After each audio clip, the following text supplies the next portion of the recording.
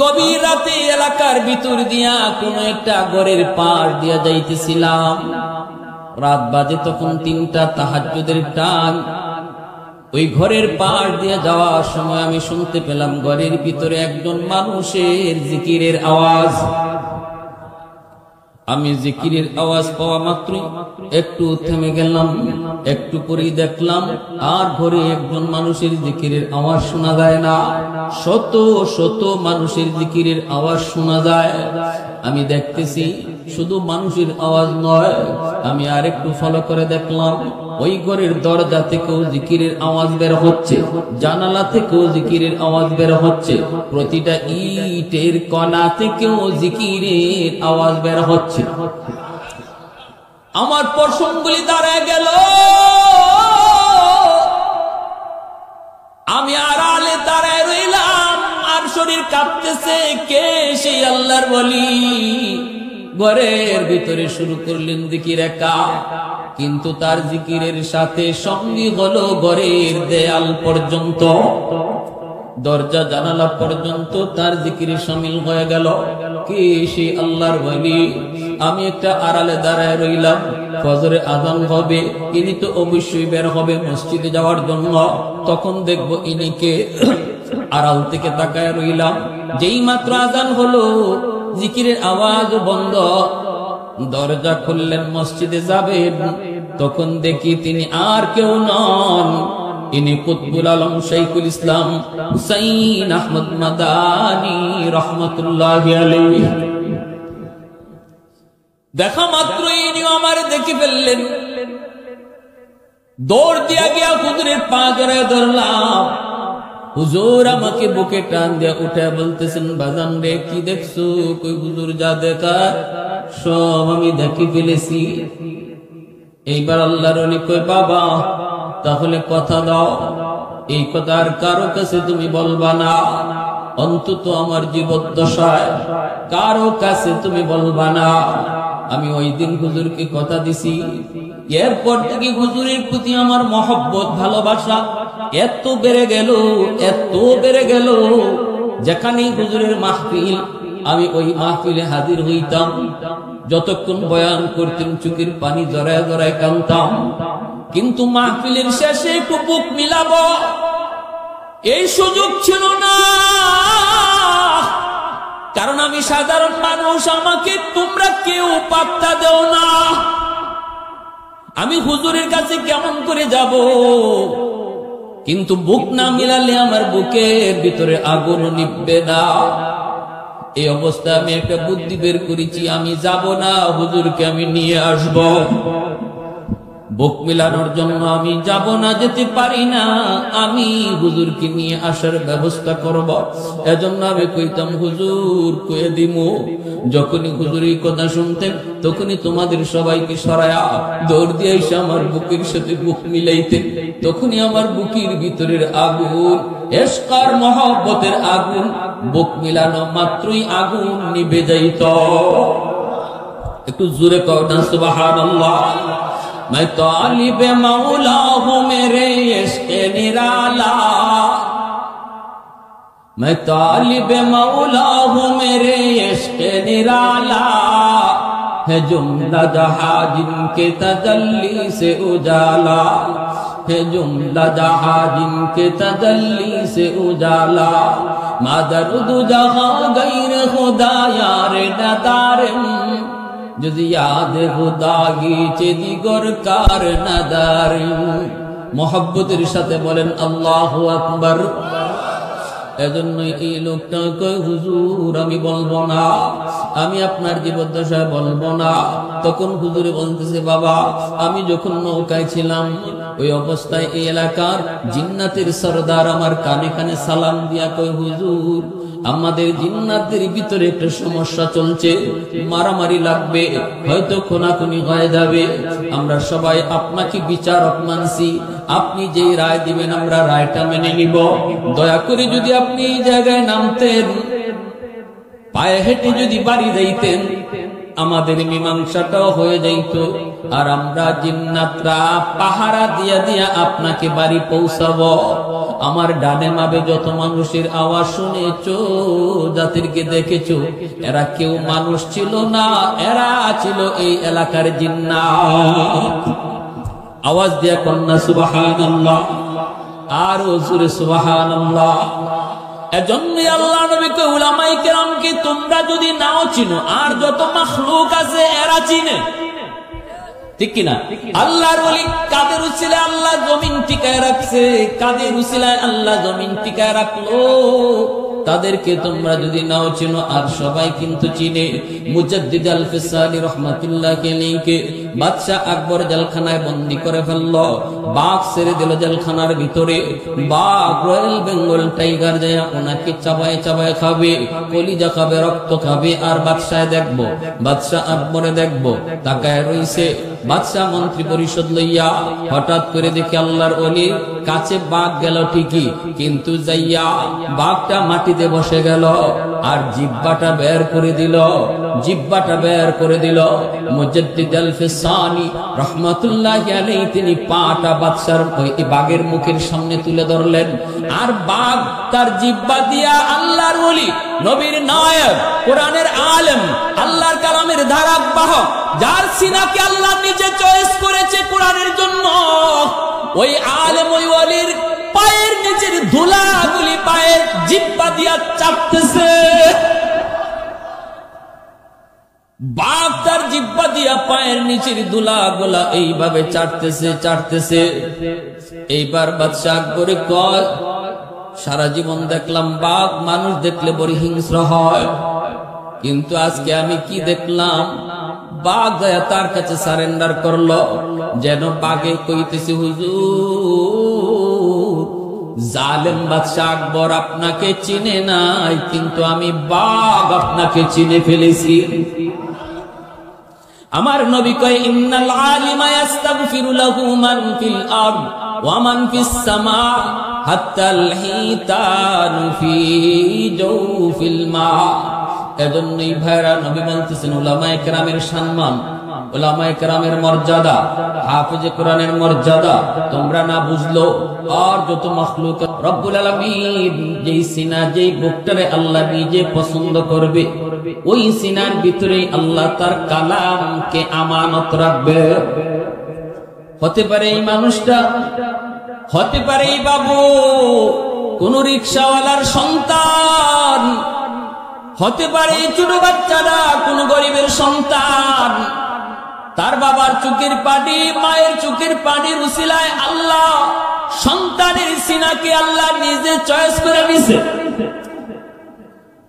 এজন্য সন্তানের সিনায় কোরআন ঢুকবে কি ঢুকবে না, সিদ্ধান্ত বাপমার উপরে রে যুবক।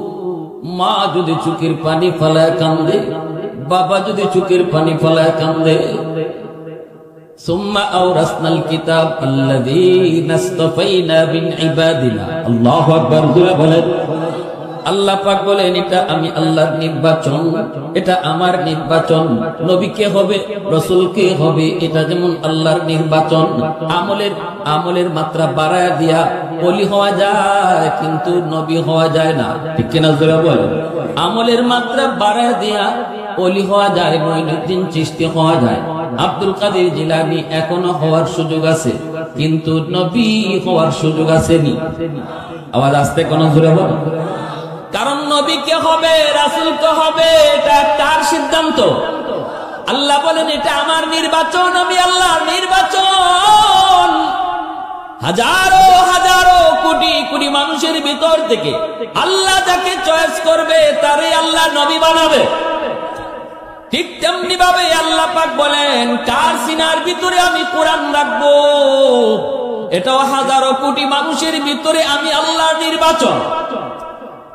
ভাগ্যবান ওই বাবা, ভাগ্যবান ওই মা, যেই বাবার যেই মার সন্তানের সিনায় আল্লাহ কোরআন রাখছে। সুবহানাল্লাহ বলে কর, কারণ এটা আল্লাহ পাকের নিজের নির্বাচন, এটা আল্লাহ পাক নিজে নির্বাচন করে নেই। মানুষের দ্বারা আমলের দ্বারা এটা নয়, আল্লাহ পাক নিজে করে।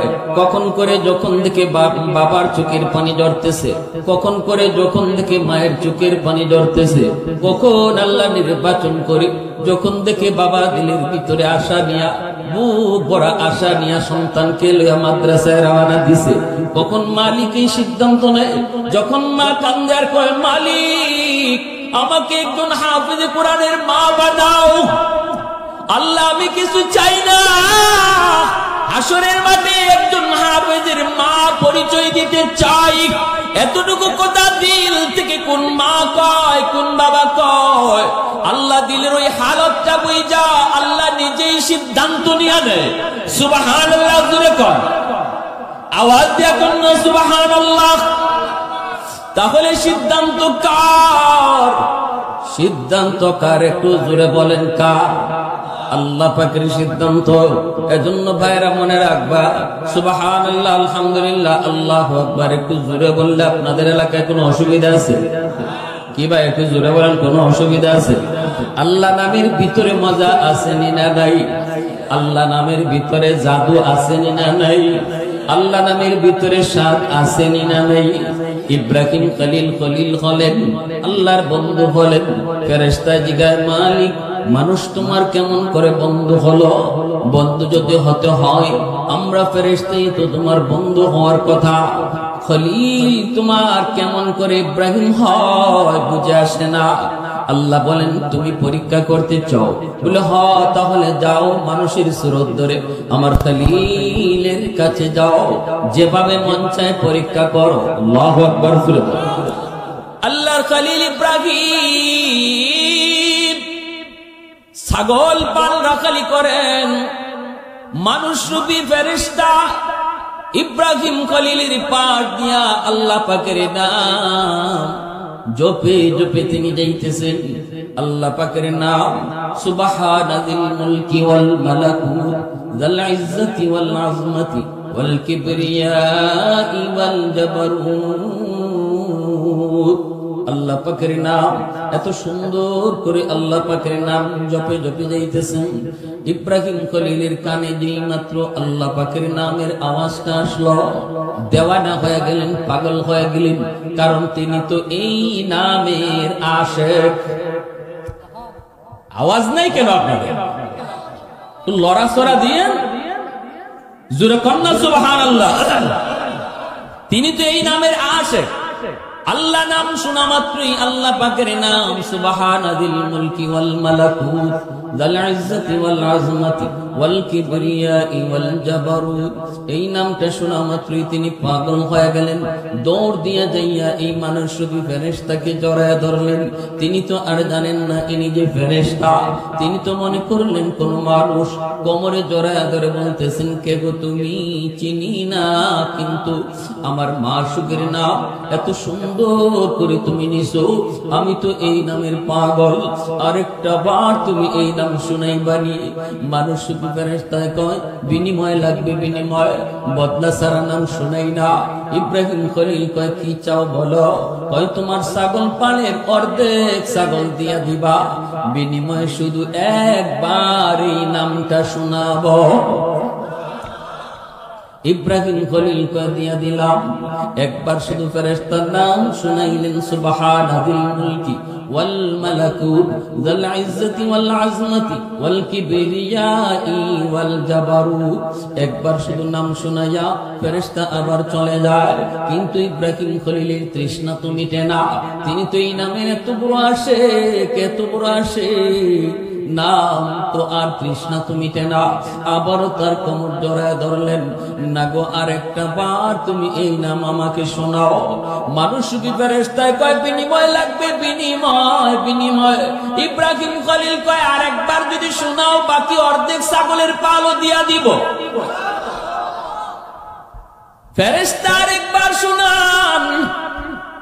পরীক্ষা করতে আইছেন কেমনে ইব্রাহিম আল্লাহর বন্ধু হলো। একবার শুনাইলেন, শুনে আবার চলে যান। ইব্রাহিম যেতে দেয় না। আবার কোমর জড়ায় ধরলেন, না না যেতে দেব না, যেতে দেব না। এই নামের বড় আমি আশিক, আমি তো দেওয়ানা, আমাকে আরো তুমি শোনাও। এইবার ফেরেশতা বলেন, এখন তো তোমার দেওয়ার কিছুই নাই, সব তো দিয়ে দিলা, এখন শোনাইলে কি দিবা, কি দিবা আগে বলো। ইব্রাহিম খলিল কান্দে আর কই, আরেকবার যদি শোনাও আমি ইব্রাহিম জীবনের জন্য তোমার গোলাম হয়ে যাব। হয় নাই রে ভাই, এরপরও খুশি হইতে পারলাম না। একটু জোরে কও সুবহানাল্লাহ, আর একটু জোরে সুবহানাল্লাহ। वहदत की हिफाजत नहीं बेक़ुव्वत बाजू, वहदत की हिफाजत नहीं बेक़ुव्वत बाजू, आती नहीं कुछ काम है अक़्ल खुदा दाद, आती नहीं कुछ काम है अक़्ल खुदा दाद। ऐ मर्द खुदा तुझको क़ुव्वत नहीं हासिल, जा बैठ किसी गार में अल्लाह का कर यार, जा बैठ किसी गार में अल्लाह का कर यार। ये सच ही कि बातिल की तरफदार नहीं हम, गद्दार न समझो हमें गद्दार नहीं हम, गद्दार न समझो हमें गद्दार नहीं हम। फूलों की तरह नरम मिजाज अपना है नाज़ार, हम तीर नहीं नेज़ा वो तलवार नहीं हम, हम तीर नहीं नेज़ा वो तलवार नहीं हम। मोहब्बतेर साथे बोलेन अल्लाहु আকবার, আর একটু জোরে আল্লাহু আকবার। এ ভাই, এজন্য বলছিলাম শোনা, ফেরেশতা এবার ডাক দিয়া কয়, আল্লাহর খলিল, গোলামও হওয়া লাগবে না, আমার বকরিও লাগবে না, সব লইয়া যান। আপনি পরীক্ষায় 100তে 100 পাস করেছেন।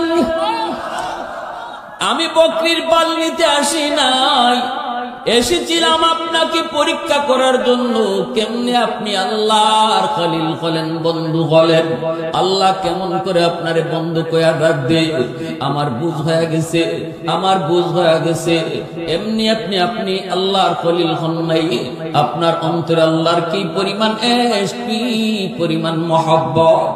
এজন্য বলি ভাই, আল্লাহ নামের ভিতরে যেমন মজা এমন জাদু।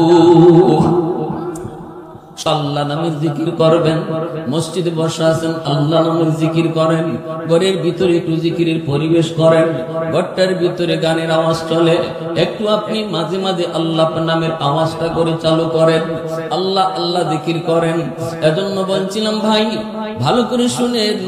আমার নবী, মায়ার নবী, রহমতের নবী বলতেছেন, উম্মতের দল, উলামায়ে কেরামের মান, একজন হাফেজে কোরআনের দাম কি পরিমাণ তুমি যদি নাও জানো, একজন আলেমের মর্যাদা কি পরিমাণ তুমি যদি নাও জানো, মাদ্রাসার কদর তুমি যদি নাও বুঝো, আসমান জমিনের ভিতরে আর যত মাখলুক রয়েছে, গর্তের পিপিলিকা বলো আর পানির নিচের মাছ বলো, জঙ্গলের বাঘ বলো আর ভাল্লুক বলো, যত প্রাণী রয়েছে আসমান জমিনে, সব কিছু মাদ্রাসার কদর বুঝে আর আলেম উলামার মান ইজ্জত জানে। আলেমকে চেনে, মাদ্রাসার ছাত্রকে ওই সাপেও চিনে, মাদ্রাসার ছাত্রটাকে বাঘেও চিনে, মাদ্রাসার ছাত্রটাকে পিপিলিকাও চিনে, পানির নিচের মাছও চিনে। এজন্যই নবী বলতেছে, গাছের পাতাটাও কয়, আল্লাহ ওই হাফিজ কোরআনের হায়াত তুমি বাড়ায় দাও। আল্লাহর নবীর কথা বলতেছি, সুরাকান্না সুবহানাল্লাহ। আল্লাহর নবীর কথা বলতেছি, নবী বলতেছেন গাছের পাতাটা কয়, এই যে বালির কলাটা কণাটা কয়, গর্তের পিপিলিকাও কয়, পানির নিচের মাছও কয়। আল্লাহ সমাজে সমাজে তুমি মাদ্রাসা কবুল করে নাও, ঘরে ঘরে তুমি হাফেজ কবুল করে নাও, সমাজে আলেমের সংখ্যা তুমি বাড়ায় দাও।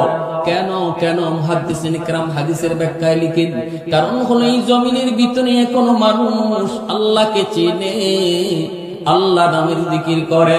এখনো মানুষ ওয়াজ মাহফিলে আয়োজন করে, এখনো মানুষ ওয়াজ মাহফিলে বসে আল্লাহর নাম শুনে, এখনো মসজিদে জামাতের লোক পাওয়া যায়, এখনো যুবক যৌবনী তার মুখে দাঁড়িয়ে রাখে। কেন রাখি? কেন কেন? কারণ হলো মাসে কয় সমাজে উলামায়ে কেরাম তাদের হরকত তাদের মেহনত আছে বিদায়। সুবহানাল্লাহ জোরে কর। এখনো সমাজে উলামায়ে কেরামের মেহনত, এখনো আলেমের মেহনত, এখনো হাফেজ কোরআন হওয়ার ফ্যাক্টরি মাদ্রাসা আছে বিদায় মানুষ আল্লাহ বলার পরিবেশ পায়, মানুষ আল্লাহকে চিনে, মানুষ এখনো মসজিদে যায়। সমাজে মাদ্রাসা আছে বিদায় হাফেজ কোরআন তৈরি হয় বিদায়। যেই ঘরে একজন হাফেজ হয় ওই ঘরে একজন হাফেজের উসিলায় পুরা ঘরের সব মানুষ ঠিক হয়ে যায়।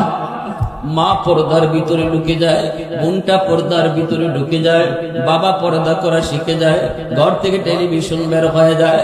একজন হাফেজের উসিলায় একটা ঘর নয়, কখনো কখনো গোটা সমাজ সংশোধন হয়ে যায়। ঠিক কিনা জোরে কর।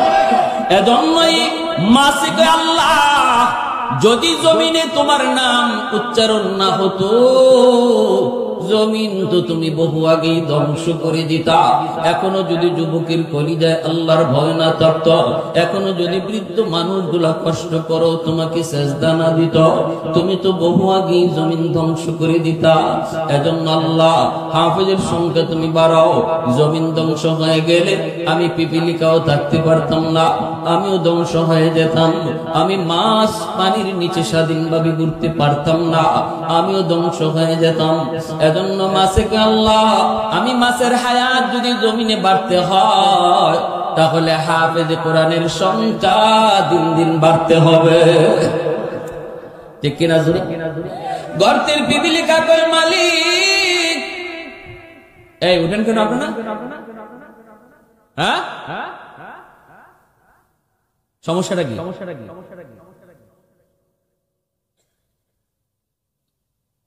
মুনাজাত দিয়ে দিমু?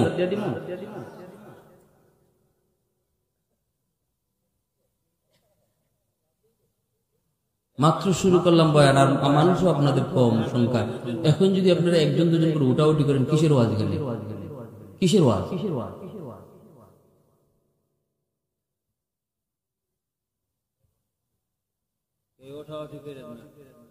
লা ইলাহা ইল্লাল্লাহ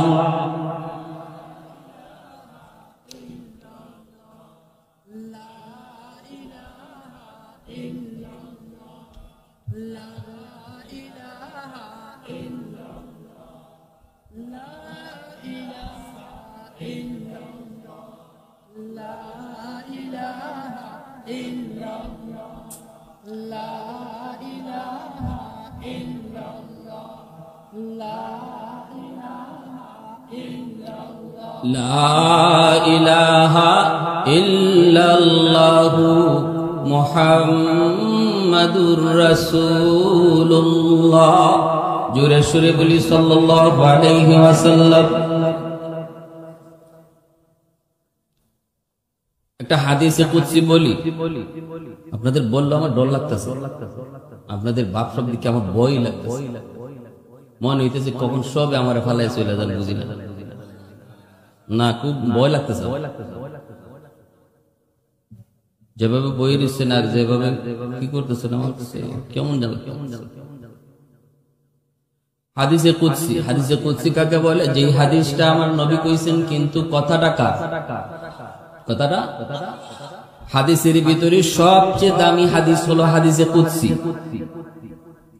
আল্লাহ পাক বলেন, জানোনি প্রতিদিন জমিন আমি আল্লাহর কাছে আবদার করে, সাগর মহাসাগর একটা আবদার করে, ফেরেশতারাও একটা আবদার করে, জমিন আবদার করে, আলা কুল্লা ইয়াউমিন ওয়াল আরদা ইস্তাজিলু রাব্বাহু আবদালু ইবনা আদম ফি কারি।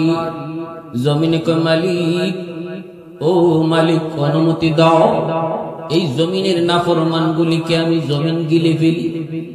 ওই যে দেখো বেনামাজি আমি জমিনের উপর দিয়ে হাঁটে, অহংকার করে করে হাঁটে, সুদকুর আমি জমিনের উপর দিয়ে কেমন করে হাঁটে। আল্লাহ অনুমতি দাও আসবিরু ইলা মাতা আসবিরু, কত কাল আর তার পায়ের লোড নিব, কত কাল আমি তার পায়ের আওয়াজ শুনব। ও মালিক অনুমতি দাও, অনুমতি দাও। ওই নাফরমানকে আমি জমিন গিলে ফেলবো, ওই যে সুদখোরকে আমি জমিন গিলে ফেলবো, ঘুষখোরকে আমি জমিন গিলে ফেলবো। বেপরদায় চলে, কত ওয়াজ কত নসিহত হয়, এরপরও পর্দা করে না। আর কত তার চলা দেখব। আমি জমিনকে অনুমতি দাও, একটু অনুমতি দাও। ও যেখানে আছে সেখানেই আমি জমিন ফেটে তার কবর দিয়ে ফেলবো। কথাটা জমিন আবদার করে প্রতিদিন। আল্লাহ বলতেছেন প্রতিদিন। আপনাদের এই এলাকার জমিনও আল্লাহর কাছে সকাল বেলা কয়, আল্লাহ ফজরের নামাজ না পড়া যতগুলা বেঈমান, যতগুলা নাফরমান বের হয়েছে, ওরে আমি আর হাঁটতে দেব না, অনুমতি দাও, যেখানে আছে ওখানেই ওরে আমি গিলে ফেলি। ও মালিক, এরে আমি আর কত কাল হাঁটতে দিব? আল্লাহু আকবার করে বলেন। জমিন কয় আমি তার পায়ের বোঝার কত নিব? আমি জমিন তো তার পায়ে বোঝার নিতে চাই না। আল্লাহ অনুমতি দাও, অনুমতি দাও। আল্লাহ পাক রব্বুল আলামিন বলে শুধু জমিন নয়, ওয়াল বাহরা ইস্তাজিলু রাব্বাহু, সাগর মহাসাগর গুলো এইভাবে আবদার করে। কক্সবাজার সমুদ্র সৈকত, ওই সমুদ্র সৈকতের পারে যায় কত যুবক গুনার আয়োজন করে, গুনার আয়োজন করে, গুনাহ করে সাগরের পানিতে নাইমা অন্যায় করে। সাগরের পানিগুলো আল্লাহর কাছে আবদার দিয়ে কয় মালিক অনুমতি দাও। আর কত নাফরমানি দেখব, আর কত নাফরমানি দেখব। না পাক বানায় ফেলাইছে জমিন। আমি সাগর কত উচ্ছৃঙ্খল, আমি এখন শান্ত, কিন্তু মুহূর্তেই অশান্ত হতে পারি। আমি মুহূর্তেই সব কিছু উলট পালট করে দিতে পারি। শুধু তোমার ইশারা চাই। আল্লাহ অনুমতি দাও, অনুমতি দাও।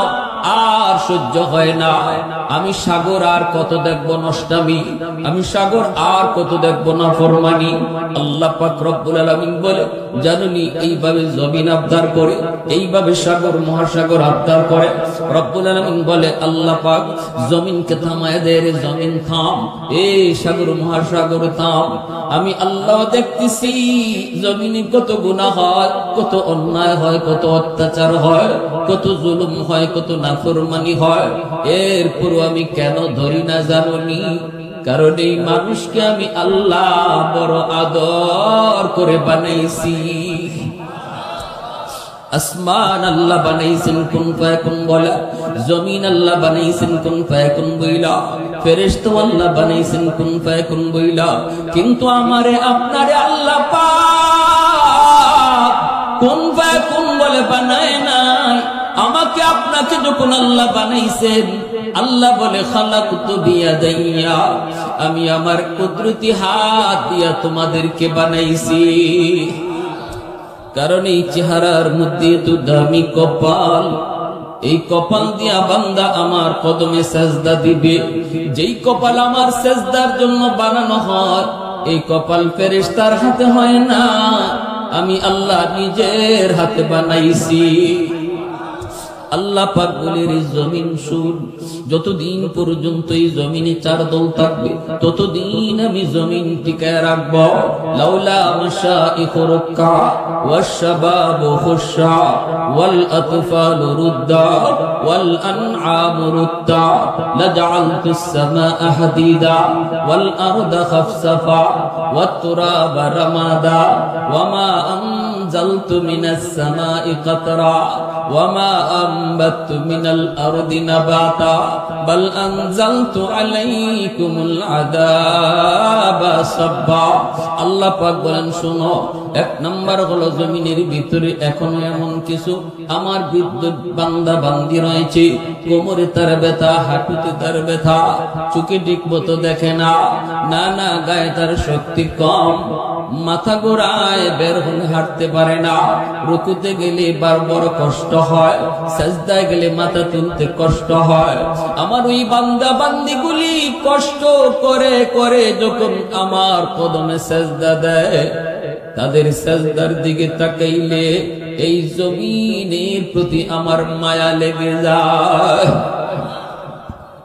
আল্লাহ পাক বলেন এখনো জমিনের ভিতরে একদল যুবক রয়েছে, যেই যুবকগুলি উলামায়ে কেরামের সাথে সম্পর্ক রাখার কারণে, উলামায়ে কেরামের সাথে সম্পর্ক রাখার কারণে, দাওয়াত ও তাবলীগের সাথে সম্পর্ক রাখার কারণে, হক্কানি বুজুর্গ পীর মাশায়েখদের দরবারে যাওয়া আসা করার কারণে, মাদ্রাসার ছাত্র উস্তাদদের সংবাদ আদান প্রদান করার কারণে, মাদ্রাসায় তার যাতায়াত থাকার কারণে, মসজিদে ইমাম মুয়াজ্জিনের সাথে তার সম্পর্ক থাকার কারণে যুবকের মুখে আমার নবীর সুন্নত দাড়ি দেখা যায়। আল্লাহু আকবার জোরে বলুন। আল্লাহ বলেন আমি দেখতেছি যৌবন কালে তার মুখে দাড়ি, আমি যখন দেখি যৌবনে তার মাথায় টুপি, আমি যখন তারে দেখি যৌবনে মসজিদের সামনের কাতারে, আমি যখন দেখি যৌবনে সে গানের আয়োজন করে না, করে তো করে আমার কোরআনের আয়োজন করে। আমি যখন দেখি না বন্ধুদের সাথে গানের আয়োজনে নাই, চুরির আড্ডাতে নাই, না জিনা বেবিচারে যায় না, অন্তরের ভিতরে আমি আল্লাহর প্রেম জমায়া নেয়, ওই যুবকের কলিজার দিকে যখন আমি তাকাই তখন এই জমিনের প্রতি আমার মায়া লেগে যায়। এজন্য আমি বলতেছি রে যুবক, এই দিলের ভিতরে আল্লাহর প্রেম তোমার ভিতরে ঢুকবে যদি আল্লাহ নামের পরিবেশ জমিনে থাকে। মাদ্রাসা আছে বিদায় যুবকগুলা এখনো যৌবনে আল্লাহরে কিছু কিছু যুবক ডরায়, আর এই ডরানোর উসিলায় আল্লাহ পাক আসমান জমিন এখনো জাগায় রাখছে, এখনো আল্লাহ পাক গজব থেকে বাঁচায় রাখছে। তাহলে মাদ্রাসা আছে বিদায় এখনো জমিন টিকে আছে, টিকে না। এজন্যই আল্লাহ নবী বলেছেন ও উম্মতের দল, যদিও তোমরা মাদ্রাসার কদর বুঝো না, যদিও বুঝো না আর সব কিছু বুঝি, এজন্যই তো শামসুল হক ফরিদপুরি রহমতুল্লাহি আলাইহি আল্লাহর বহুত বড় ওলি, কোরআনের আলেম, আল্লাহর কালামের ধারক বাহক, ঢাকা থেকে বের হয়েছেন, গ্রামে যাবেন গহরডাঙ্গায়, আপনাদের সন্তান এই এলাকারই সন্তান ছিলেন, আল্লাহর বহুত বড় ওলি সদর সাহেব হুজুর রওনা দিয়েছেন, গহরডাঙ্গায় যাবেন, নৌকায় উঠলেন, তার ঘাটে নৌকায় নামায় দিবে, আরো অনেক প্যাসেঞ্জার নৌকায় উঠলো, ঘাটে ঘাটে লোক নামবে, আল্লাহ ওলিও তিনি নৌকায় উঠলেন, মাঝিও হুজুরকে চিনল, সবাই হুজুরকে চিনল, ঘাটে ঘাটে লোক নেমে গেল, মাঝি কই হুজুর আমি আপনাকে আপনার ঘাট পর্যন্ত নিয়ে যাব। আল্লাহর ওলিও বললেন ঠিক আছে বাবা চলো, কিন্তু হঠাৎ করে মাঝি দেখতেছে হুজুর বলেন না বাবা ঘাট পর্যন্ত নেওয়া লাগবে না, আমাকে এই জায়গায় নামায় দাও, আমি এখান থেকে বাড়ি যাব। মাঝি কই হুজুর রাত বাজে 12টা, প্রচন্ড কুয়াশা, কিছুই দেখা যায় না, এত বড় হাওর পাড়ি দিয়া বাড়ি কেমন করে যাবেন?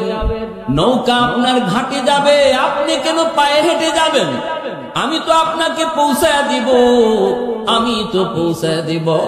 কিন্তু আল্লাহর ওলি কই না বাবা তুই এত কিছু বুঝবি না, আমার একটা সমস্যা আছে, আমি এখানেই নামতে হবে, আয় হেঁটে বাড়ি যাব, এই জায়গায় তুমি নামায় দাও। মাঝি যতই কয় হুজুর তার কথা মানতে রাজি না, একটা পর্যায়ে মাঝি হুজুরকে এখানে নামায় দিতে বাধ্য হলো। এইবার মাঝি মনে মনে কয় আমিও দেখব হুজুর এই জায়গায় কোন কাজের জন্য নামছে। হুজুর তো নামলেন নাই, না হাঁটা শুরু করলেন। এইবার মাঝিও হুজুরের পিছনে পিছনে রওনা দিছে। কুয়াশার রাত, টের পাওয়া যায় না, হুজুর বুঝেন নাই, হুজুরও টের পান নাই যে মাঝি যে পিছনে পিছনে রওনা দিছে। যাইতেছেন মাঝিও দূর থেকে একটু ফলো করতেছে, কেন হুজুর এখানে নামলেন, আর এত বড় হাওরটা কেমনে তিনি পথ নির্ণয় করবেন, প্রচন্ড কুয়াশা, যাবেন কেমন করে। একটু পরই মাঝি তাকে দেখে আল্লাহর ওলি আর একা নাই, তার ডানে বামে শত শত মানুষের আওয়াজ শোনা যায়। ভয় পেয়ে গেল লোকটা, ভয়, প্রচন্ড ভয়। দেখলাম আমি একজন, মুহূর্তের ভিতরে এত শত শত মানুষের আওয়াজ, এরা কারা, এদের পরিচয় কি? এরপরও সাহস করে করে পিছনে পিছনে রওনা দেয়। আল্লাহর ওলি সামনের দিকে যাইতেছেন, মানুষগুলারে চেয়ে দেখতেছে।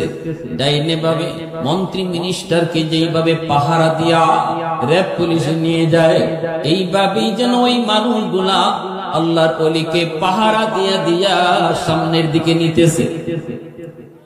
আর কি যেন বলতেছে, ইনিও কি যেন জবাব দিতেছেন। বাড়ি পর্যন্ত পৌঁছে গেলে মাঝিও পিছনে পিছনে যায়। ঘরে ঢুকে যাবেন, ওই অবস্থায় তাকায় দেখেন পিছনে মাঝি, কোন লোকজন আর নাই। মাঝি দেখতেছে আর কোন মানুষের আওয়াজ নাই। সবাই সালাম দিয়া মুসাফা করে হুজুরের কাছ থেকে বিদায় নিল। আর হুজুর যেই দরজা লাগাবেন তাকায় দেখেন পিছনে মাঝি দাঁড়ায় রয়েছে। হুজুর বলতেছেন রে বাবা, কি ব্যাপার, তুমি কোথা থেকে? হুজুর, আমি তো আপনার পিছনে পিছনে আইছি। কেন? কয় দেখার জন্য। কেন আপনি এই জায়গায় নামলেন?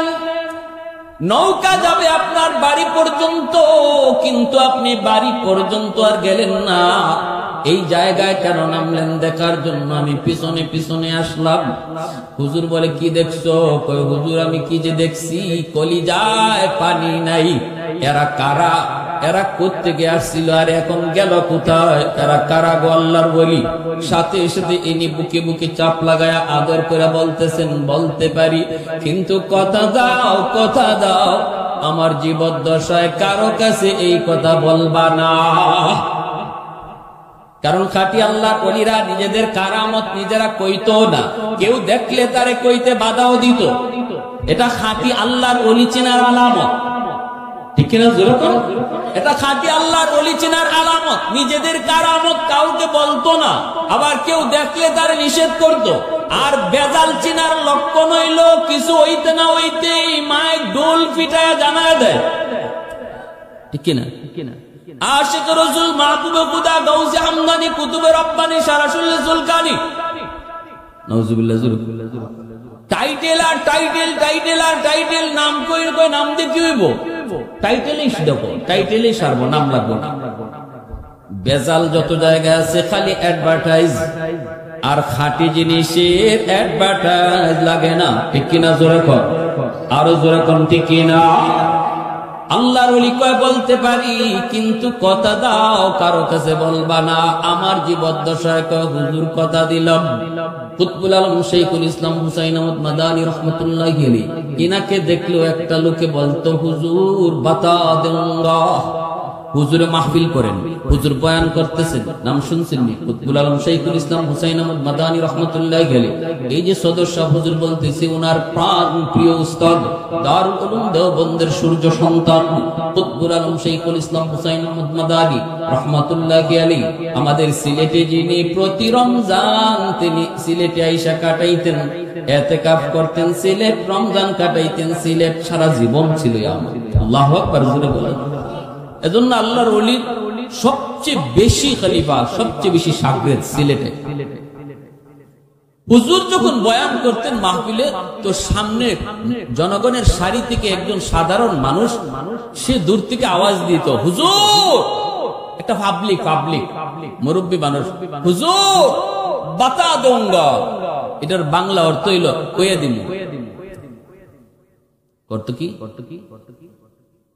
এই কথাটা শুনলে সাধারণ মানুষের ভিতরে একটা কৌতূহল জাগবো না, কই কি?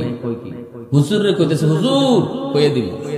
আর হুজুরে যখনই শুনতেন এই লোকে কইতেছে কইয়া দিব, তখন হুজুর লোকটারে দেখা মাত্রই স্টেজে কে আছে না আছে আর কোনো খেয়াল নাই, সবরে কইতেন সর, কইয়েই নামতেন। নামিয়া মানুষ সবাইকে সরায়া, হাত দিয়ে সরায়া দৌড়ে তার কাছে যাইতেন, যাইয়েই বুকে বুকে বুক লাগাইয়া কপালে চুমু খাইয়া কইতেন, নেহি বাতাও, কইও না। আল্লাহু আকবার। মানুষ তো বা এবার মানুষজন পরে যদি তারে গিয়ে সবাই ভিড় দেখতো, ভাই কি জানো তুমি, কি কইয়া দিবা একটু কও না, কই নেহি বাতাও, কইতাম না। মানুষে যখন যে কইতো কও না, তখনই কয় না কইতাম না। করছে না এক বিপদ? হুজুর যান মাহফিলে বয়ান শেষ করছেন, হুজুর বয়ান শেষ করে নামবেন, এই অবস্থায় সে দূর থেকে কয় কইয়া দিমু, আর হুজুর দৌড়ে গিয়ে তার সাথে কোলাকুলি করেন আর চুমা দিয়া কোন কইও না। এরপরে মানুষে তারে জিগায় কি কইতে চাও, কইতাম না। কেমন হইল? এভাবেই চলছে। এরপর হুজুর যে সময় ইন্তেকাল হলো, কুতবুল আলম শেখুল ইসলাম হুসাইন আহমদ মাদানী রহমতুল্লাহ গেলে ইন্তেকালের পরে এই লোকে চিল্লাইতেছে, কাঁদতেছে আর চিল্লাইতেছে আর বলতেছে, ও দুনিয়ার মানুষ, এতদিন পর্যন্ত তোমরা আমার কাছে যা জানতে চাইতা, আজ আসো আমি কইয়া দেই। সুবহানাল্লাহ কইবেন না? গঙ্গুর একটা এলাকা, আমি গভীর রাতে এলাকার ভিতর দিয়া কোন একটা ঘরের পার দিয়া যাইতেছিলাম। রাত বাজে তখন 3টা, তাহাজ্জুদের টাইম। ওই ঘরের পার দিয়ে যাওয়ার সময় আমি শুনতে পেলাম ঘরের ভিতরে একজন মানুষের জিকিরের আওয়াজ। আমি জিকিরের আওয়াজ পাওয়া মাত্রই একটু থেমে গেলাম, একটু পরেই দেখলাম আর ঘরে একজন মানুষের জিকিরের আওয়াজ শোনা যায় না, শত শত মানুষের জিকিরের আওয়াজ শোনা যায়। আমি দেখতেছি শুধু মানুষের আওয়াজ নয়, আমি আর একটু ফলো করে দেখলাম ওই ঘরের দরজা থেকেও জিকিরের আওয়াজ বের হচ্ছে, জানালা থেকেও জিকিরের আওয়াজ বের হচ্ছে, প্রতিটা ইটের কণা থেকেও জিকিরের আওয়াজ বের হচ্ছে। আমার পশমগুলি দাঁড়ায় গেল, আমি আড়ালে দাঁড়ায় রইলাম আর শরীর কাঁপতেছে। কে সেই আল্লাহর ওলি? ঘরের ভিতরে শুরু করলেন জিকির একা, কিন্তু তার জিকিরের সাথে সঙ্গী হলো ঘরের দেয়াল পর্যন্ত, দরজা জানালা পর্যন্ত তার জিকিরে শামিল হয়ে গেল। কে সেই আল্লাহর ওলি? আমি একটা আড়ালে দাঁড়ায় রইলাম, ফজরে আযান হবে, ইনি তো অবশ্যই বের হবে মসজিদে যাওয়ার জন্য, তখন দেখবো ইনিকে। আড়াল থেকে তাকায় রইলাম, যেই মাত্র আযান হলো জিকিরের আওয়াজ বন্ধ, দরজা খুললেন মসজিদে যাবেন, তখন দেখি তিনি আর কেউ নন, ইনি কুতবুল আলম শেখুল ইসলাম হুসাইন আহমদ মাদানী রহমতুল্লাহি আলাইহি।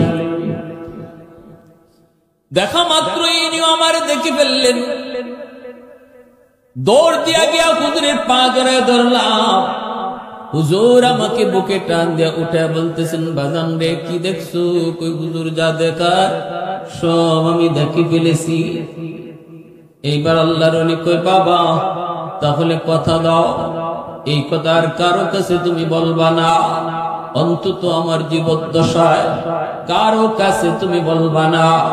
আমি ওই দিন হুজুরকে কথা দিছি, এরপর থেকে হুজুরের প্রতি আমার মহব্বত ভালোবাসা এত বেড়ে গেল, এত বেড়ে গেল, যেখানে হুজুরের মাহফিল আমি ওই মাহফিলে হাজির হইতাম, যতক্ষণ বয়ান করতেন চোখের পানি জড়ায় জড়ায় কাঁদতাম, কিন্তু মাহফিলের শেষে একটু বুক মিলাবো এই সুযোগ ছিল না, কারণ আমি সাধারণ মানুষ, আমাকে তোমরা কেউ পাত্তা দেও না। আমি হুজুরের কাছে কেমন করে যাব? কিন্তু বুক না মিলালে আমার বুকের ভিতরে আগুন নিভবে না। এই অবস্থায় আমি একটা বুদ্ধি বের করেছি, আমি যাব না, হুজুরকে আমি নিয়ে আসব। বুক মিলানোর জন্য আমি যাব না, যেতে পারি না, আমি হুজুরকে নিয়ে আসার ব্যবস্থা করব। এজন্য আমি কইতাম, হুজুর কয়ে দিমু। যখনই হুজুর এই কথা শুনতেন তখনই তোমাদের সবাইকে সরায়া দৌড় দিয়ে এসে আমার বুকের সাথে বুক মিলাইতেন, তখনই আমার বুকের ভিতরের আগুন, ইশক আর মহব্বতের আগুন, বুক মিলানো মাত্রই আগুন নিভে যাইত। একটু জোরে কও না সুবহানাল্লাহ। मैं तालिब मौला हूँ मेरे इश्क निराला, मैं तालिब मौला हूँ मेरे इश्क निराला, है जुमला जहां जिनके तजल्ली से उजाला, है जुमला जहां जिनके तजल्ली से उजाला, मादरुद जहां गैर खुदा यार नदारम, जुज याद खुदा की दिगर कार नदार, মহব্বতের সাথে বলেন আল্লাহু আকবার। এজন্য এই লোকটা কয় হুজুর আমি বলবো না, আমি আপনার জীবদ্দশায় বলবো না।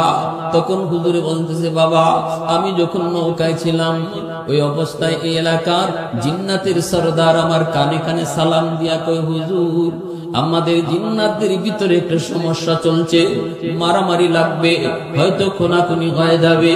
আমরা সবাই আপনাকে বিচারক মানছি, আপনি যেই রায় দিবেন আমরা রায়টা মেনে নিব। দয়া করে যদি আপনি এই জায়গায় নামতেন, পায়ে হেঁটে যদি বাড়ি যাইতেন আমাদের মীমাংসাটাও হয়ে যাইত, আর আমরা জিন্নাতরা পাহারা দিয়া দিয়া আপনাকে বাড়ি পৌঁছাবো। আমার ডানে মাবে যত মানুষের আওয়াজ শুনেছো, যাদেরকে দেখেছো, এরা কেউ মানুষ ছিল না, এরা ছিল এই এলাকার জিন্নাত। আওয়াজ দিয়া কন্যা সুবহানাল্লাহ, আর জোরে সুবহানাল্লাহ।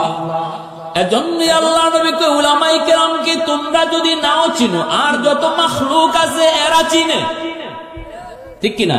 আল্লাহর ওলি কাদের উসিলায় আল্লাহ জমিন টিকায় রাখছে, কাদের উসিলায় আল্লাহ জমিন টিকায় রাখলো, তাদেরকে তোমরা যদি নাও চিনো, আর সবাই কিন্তু চিনে। মুজাদ্দিদ আল ফিসালি রাহমাতুল্লাহি আলাইহি বাদশা আকবর জেলখানায় বন্দী করে ফেললো, বাঘ ছেড়ে দিল জেলখানার ভিতরে। বাঘ রয়্যাল বেঙ্গল টাইগার যায় ওনাকে চাবায় চাবায় খাবে, কলিজা খাবে, রক্ত খাবে। আর বাদশায় দেখবো, বাদশা আকবরে দেখবো তাকায় রইছে। বাদশা মন্ত্রী পরিষদ লইয়া হঠাৎ করে দেখে আল্লাহর ওলির কাছে বাঘ গেল ঠিকই, কিন্তু যাইয়া বাঘটা মাটিতে বসে গেল আর জিহ্বাটা বের করে দিল, জিহ্বাটা বের করে দিল। মুজাদ্দিদ আল ফিসানি রাহমাতুল্লাহি আলাইহি তিনি পাটা বাদশার ওই বাঘের মুখের সামনে তুলে ধরলেন, আর বাঘ তার জিহ্বা দিয়া আল্লাহর ওলি, নবীর নায়ক, কোরআনের আলেম, আল্লাহর কালামের ধারক বাহক, যার সিনাকে আল্লাহ নিজে চয়েস করেছে কোরআনের জন্য, ওই আলেম ওই ওলির পায়ের নিচের ধুলাগুলি পায়ের জিহ্বা দিয়া চাপতেছে। বাঘ তার জিহ্বা দিয়া পায়ের নিচের ধুলাগুলা এইভাবে চাটতেছে চাটতেছে। এইবার বাদশা আকবরে কয় সারা জীবন দেখলাম বাঘ মানুষ দেখলে বড় হিংস্র হয়, কিন্তু আজকে আমি কি দেখলাম, বাঘ যায় তার কাছে সারেন্ডার করলো, যেন বাঘে কইতেছে হুজুর জালেম বাদশা আকবর আপনাকে চিনে নাই, কিন্তু আমি বাঘ আপনাকে চিনে ফেলেছি। আমার নবী কয় ইন্নাল আলিমা ইস্তাগফিরু লাহু মান ফিল আরদ ওয়া মান ফিস সামা হাত্তাল হিতানু ফি জাওফিল মা। এজন্যই ভাইরা নবী বলতেছেন উলামায়ে কেরামের সম্মান, উলামায়ে কেরামের মর্যাদা, হাফেজে কোরআনের মর্যাদা তোমরা না বুঝলো আর যত